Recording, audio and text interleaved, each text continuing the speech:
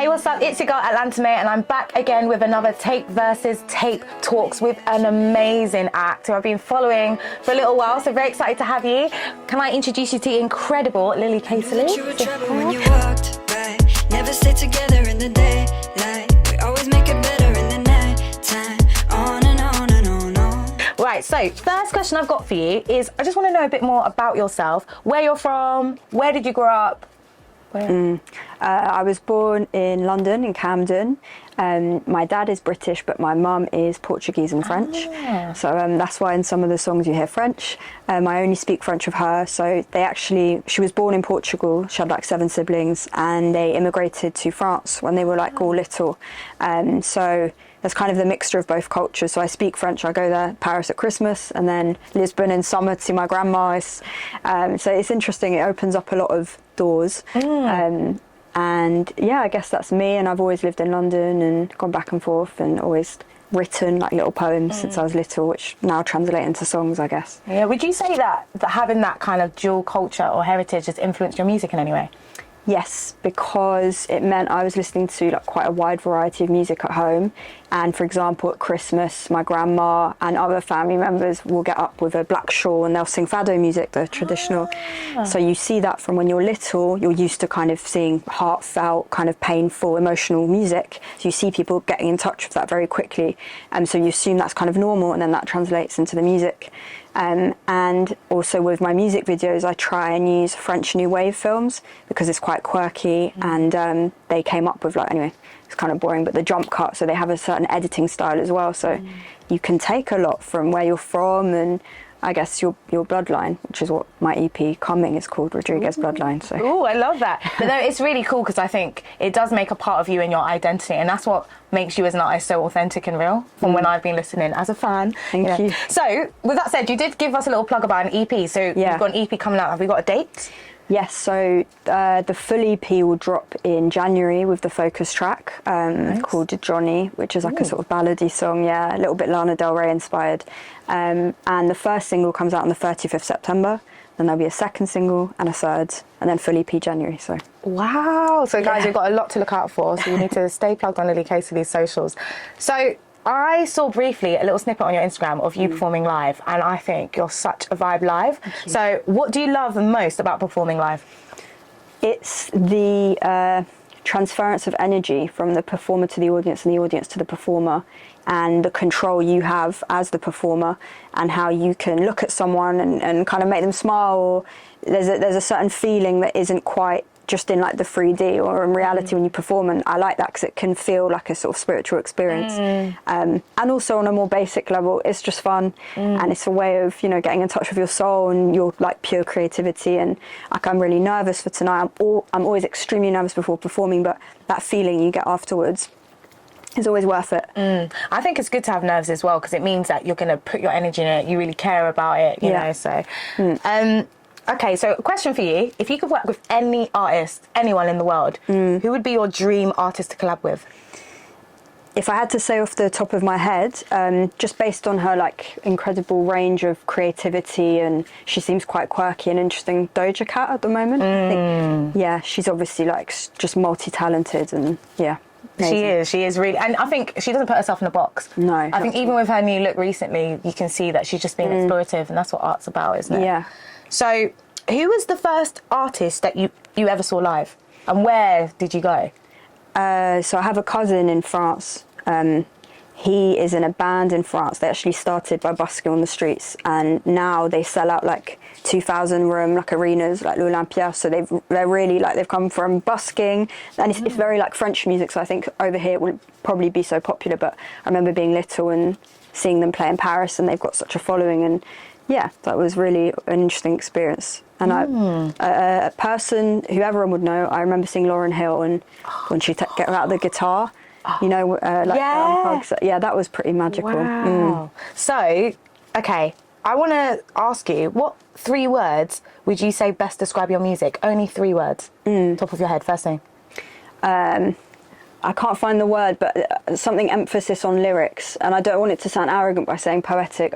Lyrical? Lyrical. I love words. I love, just creating a song using like rhyming. Like, it's a real thrill. So maybe that. Probably fun. A lot of the stuff recently is fun. Heartfelt. These are pretty bad words, aren't they? Heartfelt. Fucking hell. Oh, I'm not allowed to swear, am I? Or am I? Oh. I don't know. I'd sum it up as that, I guess. Okay, so how important is it as an artist? And I wouldn't even say you're fully up and coming. I would say emerging, because I feel like you've made waves, so you're kind of there. But how important is it you as an artist to kind of work on your fan base, or how important is the fan base to you? I mean, I still have a lot of work to do, and I'm someone who's been very blocked by like insecurity in the past. I think you need a mixture of both. You need like this sort of incredible self-belief and a bit of insecurity, so you're not like seeing false things, but it can be your enemy if you're like, I'm not good enough. And I think I've kind of worked on that a lot, and I feel very ready now. Right. And obviously when you have a body of work, you can feel quite proud of that, and that gives you a lot of confidence. And I've forgotten your question. I've gone off. No, it's fine. I was saying, for you as a fan base, how important is like kind of building that fan base? Because I'm sure that's, as an emerging artist, that's your main focus potentially. Absolutely. And I did my first headline show this year, and I sold it out. And that was obviously an incredible feeling. And I think if people are actually paying their own money to see you play, you know you're on the right path. And obviously my aim now is to do a second one with a bigger one and see if I can sell that out. And then you know you've got a real life fan base, because online needs to translate to in person for you really to live as a musician, I think. I think that's so true, because sometimes you can get like loads of followers but no engagement. Yeah. And so, so in this industry, as you know, there are millions of artists. We're all trying to put things out, but is there one artist that you feel like should have more attention in the industry? You feel like it's underrated? There's an artist called Benjamin Clementine, and I haven't seen him come out for a while. He's like a really beautiful man, very tall, kind of model-esque, and he played the piano, and it was kind of French inspired. And he was, at one point you'd see him everywhere, and then he kind of disappeared. And I don't know if that was an artistic choice, because sometimes some artists aren't built for the like public limelight, and you'll see they come out and then they kind of disappear. So I don't know if that was his choice. Oh, and Stromae. Do you know Stromae, a Belgian artist? I do know Stromae. Yeah. Oh, he's amazing. He's amazing. I mean, he's very well known. He's very well known. But him as well, he had to take a break because he said he was very depressed. But now the music he's come back with talks about that depression and the mental health struggles. So, so probably I'd say Benjamin Clementine, and then, Stromae, but Stromae is big. Not in the UK, I guess, though. Less so, yeah, that's true. It's Europe. Yeah, love that. So, going to go in a slightly different direction, guys. I'm going to dig into her brain.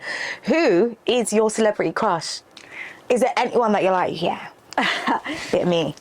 I'm a bit old for stuff like I watch a lot of old stuff, like old vintage films, and I watched one with, do you know Robert Redford?